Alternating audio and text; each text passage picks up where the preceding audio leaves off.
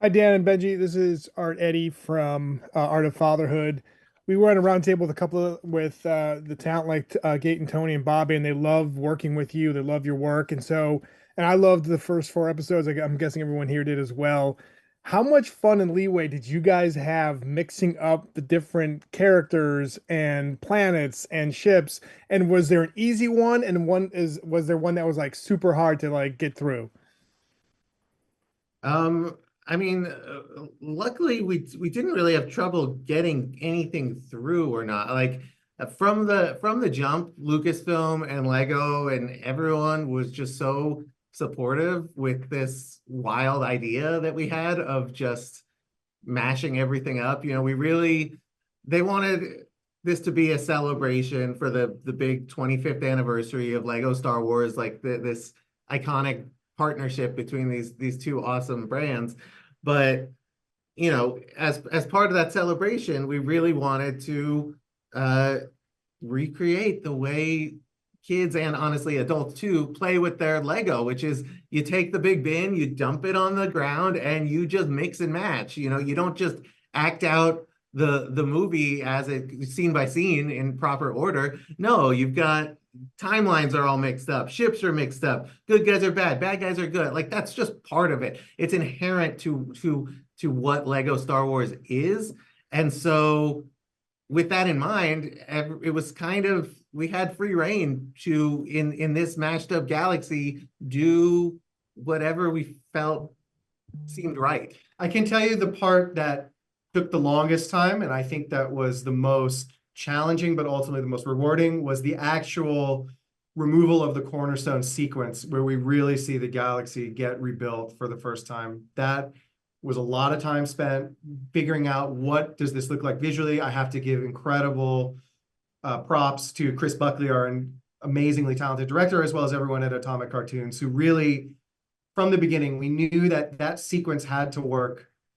Bobby Moynihan does an incredible acting performance during that sequence, and it gives me chills to watch. So as far as difficulty, I would say that was the most difficult because it had to set the tone for every single thing that occurs in the rest of the show. And if it didn't work, then the whole thing kind of the bottom dropped out. But thankfully, we really spent a lot of time on that, really spent a lot of time on the words that Bobby was saying. And ultimately, it's, to me, I think it's one of the moments where I hope people will go, oh, this show's really going for something more than I maybe anticipated that it was going for. Thank you guys very much. Thanks, Thank Art. you. All right, great. Next we have Sky Talkers podcast. Hi, Dan and Benji. It's Charlotte from Sky Talkers. Thank you so much for taking the time to talk with us today. We loved Rebuild the Galaxy. Thanks, Thank Charlotte.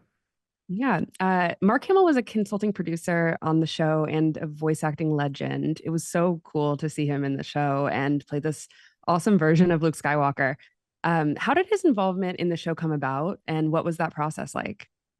So I mean, when we wrote it, like, obviously that was the dream as we were writing, but we knew we weren't confident necessarily that we were going to get him because he hasn't been in certain other Lego Star Wars content in the past and things like that, and it's but we were fortunate that his schedule allowed it this time around, but also we sent him a nice note, we sent him the scripts and just like hoped for the best. And we had a meeting with him where he was just like, you know what, I really love these scripts. You guys really get Star Wars, and this seems like a fun version of the character to play, so let's do it.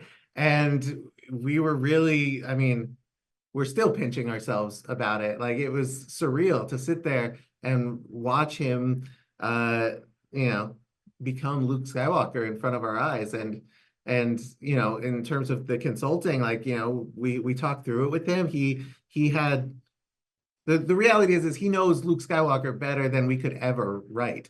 And so, he was pitching ideas and thoughts for what Luke could be doing, what other characters could be doing. And it was just super helpful to like hear stories of making those original movies and yeah, just gave us so much more insight into things. And yeah, it's surreal that it even happened. I would also say that when you have someone like Mark involved in your Star Wars project, that energy trickles down to everyone, not only in the cast, but the crew as well, because it does feel a little bit like, oh, he thinks that there's something here that's special enough, that's interesting enough for him to come back and perform, you know, the most iconic character of all time.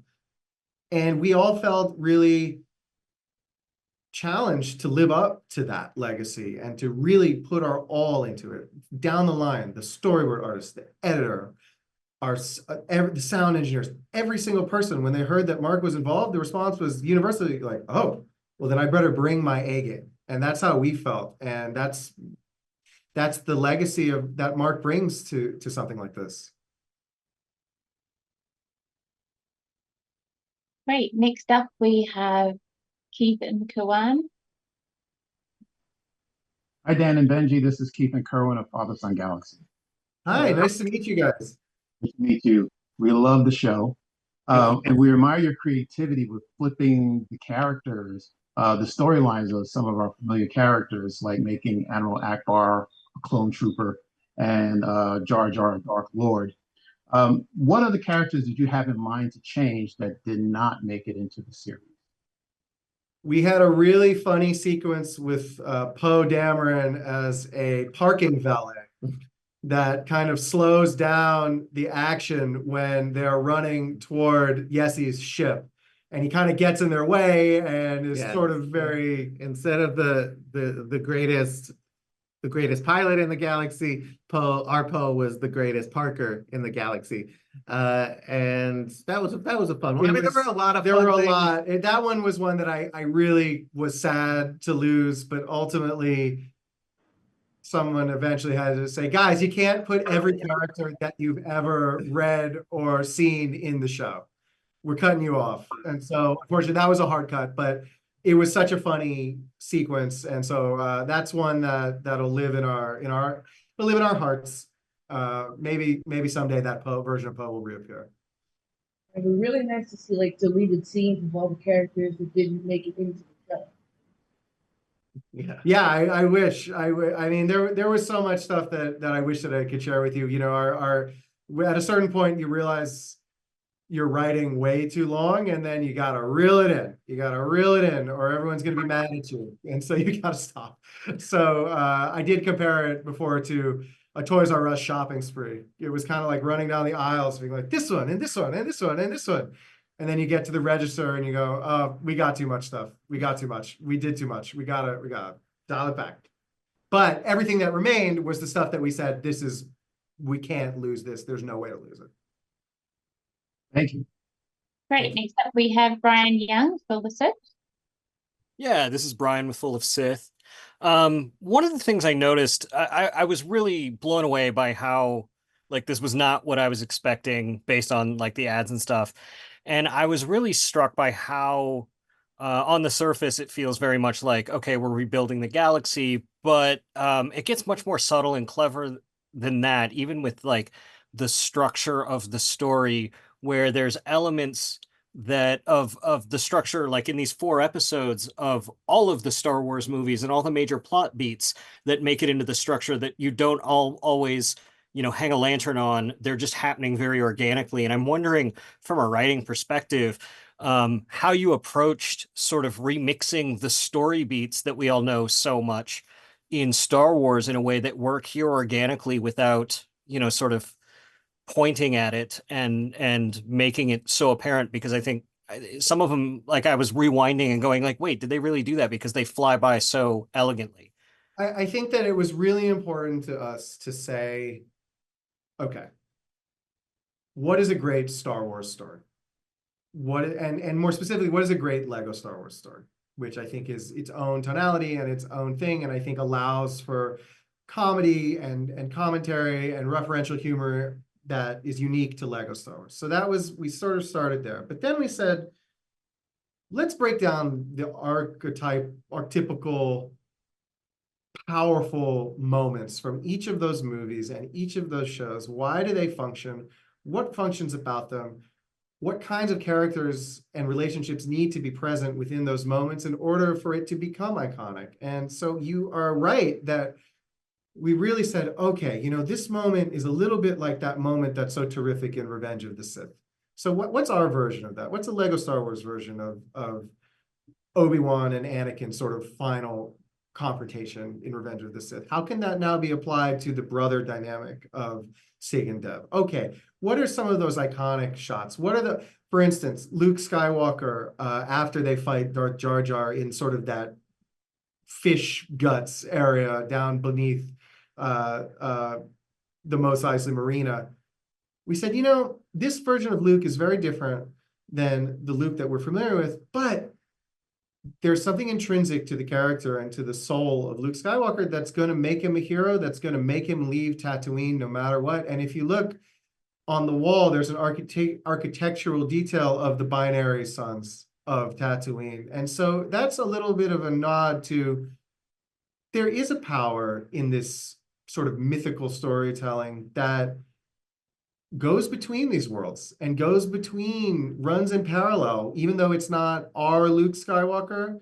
in quotations, it still is our Luke Skywalker in spirit, in feel, in emotion. And that was really important to us to capture those sorts of elements from throughout every piece of Star Wars content. And we really wanted it to not just be a silly referential side of Lego Star Wars, but we wanted it to, we essentially wrote it as if we were writing just any Star Wars story, you know, like we really wanted, you know, and then I think as you watch, like by the time you get to like the climax in part 4, like a lot of the comedy kind of falls away and it just sort of turns into a Star Wars story. And even me, when I'm watching it, like I sometimes forget that I'm even looking at Lego when it gets dramatic between the brothers like that. And, you know, so that's just sort of what was in our minds of just like, what is iconically Star Wars, and, you know, that fun, that wonderment. And we wanted to wed that to all the silly things that were going to happen as well. Thank you. Great. Thank you so much. Next up, we have Dan Zia. I am so glad that I followed that question because I think I have something that will kind of transition perfectly. And one of the things I love, gentlemen, by the way, Dan's Air Coffee with Kenobi, that one of the things I love about this is that, yes, it's fun, but beyond the wonder and the spectacle and the Easter eggs and the mixing and matching, there's a really beautiful story that has something to say. There's cost. There's a reflection of our culture. Talk to me about what about this story needed to be told by you two. I think that one of the things that we've experienced in our career, we've been really fortunate to work with some of the most amazing franchises that exist. Pokemon, Ninja Turtles, Addams Family. It's been really, we're so fortunate. But one of the things that we have occasionally talked about is, what are the points of departure? What are the points, how far can you go in changing something that everyone is familiar with? And what is the power of that? And what is the downside of that? And what we ultimately settled on is that if you can identify something sort of spiritually or philosophically as feeling true to the thing that you love, then I think that people are willing to go with that and accept something that's a little bit different. And I think that that directly relates to the idea of how we play. We got to play in sort of a metaphorical sense with all of the Star Wars galaxy. But in a more literal sense, some kids play with their Lego by wanting to build everything perfectly and leave them constructed. Some people love to build Lego and then smash them and build them a completely different way. And what we were trying to pull out is that there isn't really a right answer to that question. That all of the ways that we play, both with Lego, with characters and worlds that we love, that there's value and worth to that, and that we should embrace this spirit of play, embrace this spirit of newness, and also acknowledge, and I think that this is something that I find moving, and I hope that like my kids will take away from this. You can't always control the things that are going to happen to you. And that's one of the reasons we felt like it was really important not to reset the galaxy at the end of the special. This is a thing that happened. You can't go back. We think for a moment that you can, and ultimately it turns out you can't. But what you can do is continue to move forward in your life and find friends and relationships and people that you love that can help you rebuild your life and in this case, rebuild the galaxy. And I think that that's a powerful message, which is unexpected things happen all the time, but we have the ability to adapt and respond and become comfortable. And that's something that's like very unique to Lego, like the themes of Lego, which is like, if you have a different toy or a fancy model of something and it breaks, then it's broken and like there's no going back. But with Lego, anytime Lego breaks, it can be rebuilt. And you can always rebuild it. You can make it better. You can make it different. You can make it exactly the same as it was. It's up to you. It's every person playing with those Lego sort of can choose their own path, and that's exactly what we wanted SIG to be going through. All right, great. Next up, we have Gustavo.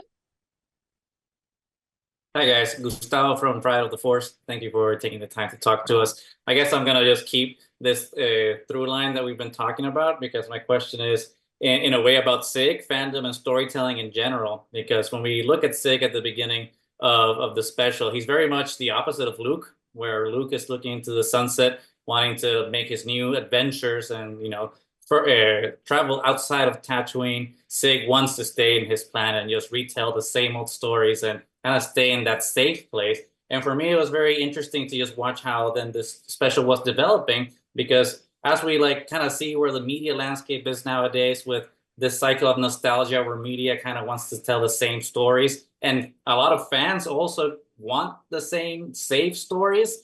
This special was interesting in the sense of challenging that notion of like, sometimes you can have a new story within the same world. So I guess my question to you guys is, what is the value in reinterpreting like these stories and telling new stories within this world, especially like in this cycle of nostalgia that we're living in right now?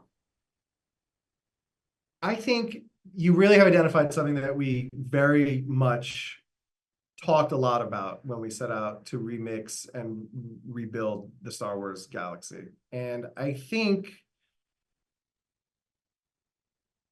the beauty of Star Wars is that there's a place for any story that you can conceptualize, any character that you can imagine is somewhere out there in a galaxy far, far away. I think that in the character of SIG, he's very much based on the two of us in the sense that we studied those Star Wars encyclopedias. We sat there with those books. I listened. Gosh, I actually got in trouble in 4th grade because my teacher called my mom in to say, Dan's only reading Star Wars books at like reading break time. Yeah. And my mom, to her great credit, said, at least he's reading. And now, being in my own profession, I'm even more grateful to my mom because I've made it my life. And I think the power of these stories is the power of language, it's the power of vocabulary, and ultimately it's the power of communication.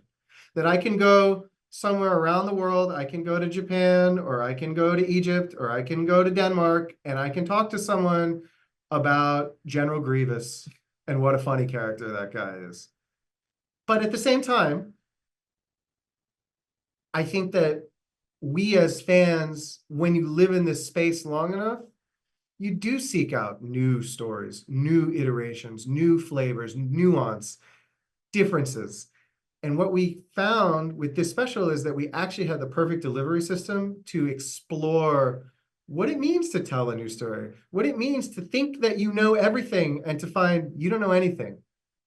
And I felt that if you did it in such a way that was respectful to the source material and which we love and would never disrespect, we felt like people would come along for that ride and go, it's not what I expected to see, but it worked. It worked and it felt like its own thing, but it also felt like Star Wars and it also felt like Lego. And I think that that's the power of what we set out to achieve. And I hope people feel like we achieved it in some small measure. Thank you. All right.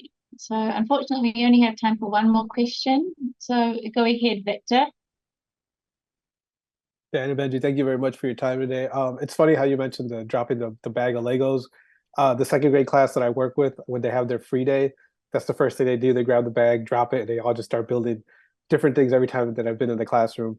But my question for you is, we've seen a lot of, I asked this earlier to Tony again, so I wanted to ask you too.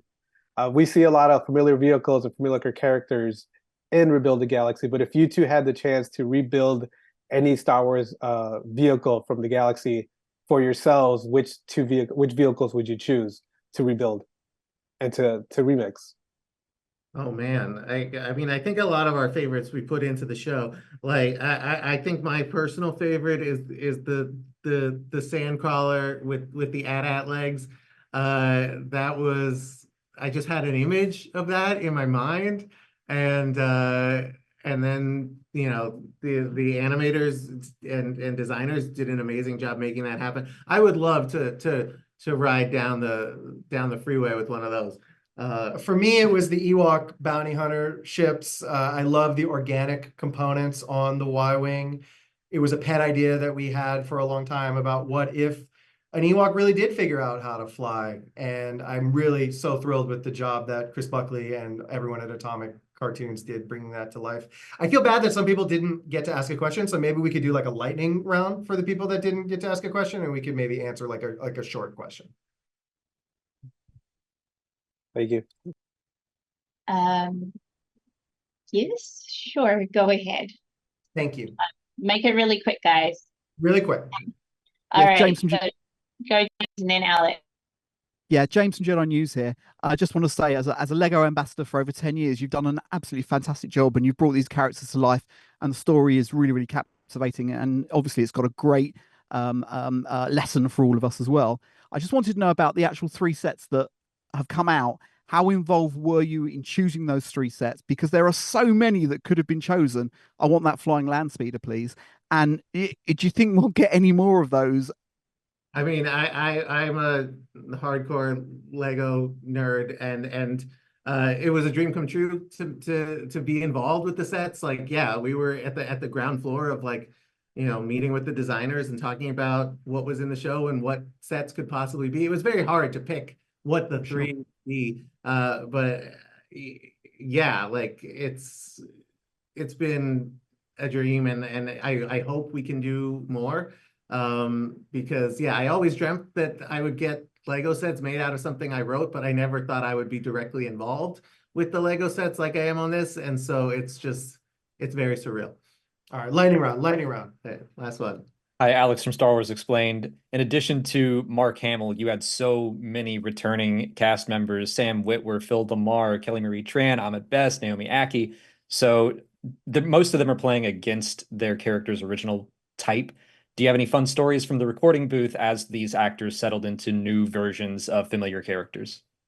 I think that every single one of them was up for the challenge. I think, seeing Ahmed come into the booth and we go, so do you want to talk about, what Darth Jar Jar might sound like? And him going, oh, I think it's going to sound like this. And just going, oh, of course. Yes, that is how Darth Jar Jar sounds. Or the same thing with Darth Rose Tico. Kelly Marie Tran is talented in a way that I can barely describe. And so I think that all of these actors came in with a real sense of fun and exploration, and it was a marvel to watch. All right, fantastic. Thank you, everybody. Everyone get to go? Thank you, guys. Thank you so much. Guys. Thank you. Thank you. Have a Thanks great very day. much.